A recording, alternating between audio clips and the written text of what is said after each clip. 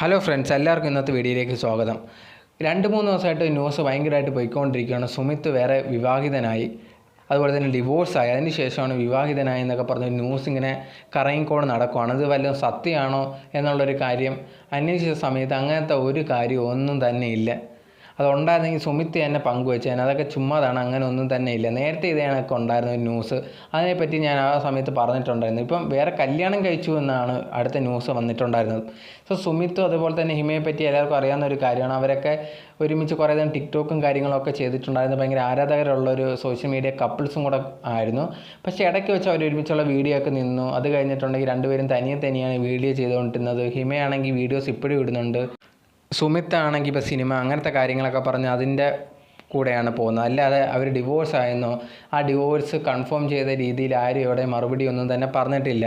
അങ്ങനെ ഉണ്ടായിരുന്നെങ്കിൽ സുമിത്ത് തന്നെ പറഞ്ഞതിന് കുറേയധികം ഇൻ്റർവ്യൂസൊക്കെ ഈ ഒരു സിനിമയുടെ ഭാഗമായിട്ട് കൊടുത്തിട്ടുണ്ടായിരുന്നു. ആ സമയത്തും ഇതിനെക്കുറിച്ചൊന്നും സംസാരിച്ചിട്ടില്ല. ഇനി അവർ വേർപിരിഞ്ഞ് കഴിയുകയാണോ എന്നുള്ള കാര്യമൊന്നും എനിക്കറിയത്തില്ല. പക്ഷേ ഡിവോഴ്സ് ആയിട്ടുണ്ടെങ്കിൽ അതിനെക്കുറിച്ച് പറഞ്ഞേനെ.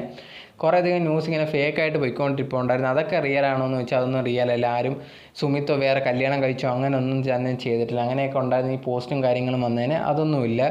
സോ ഈ ഓടിക്കൊണ്ടിരിക്കുന്ന ന്യൂസ് അതൊക്കെ കള്ളമാണ്. അങ്ങനെ ശരിക്കും ന്യൂസൊന്നുമില്ല.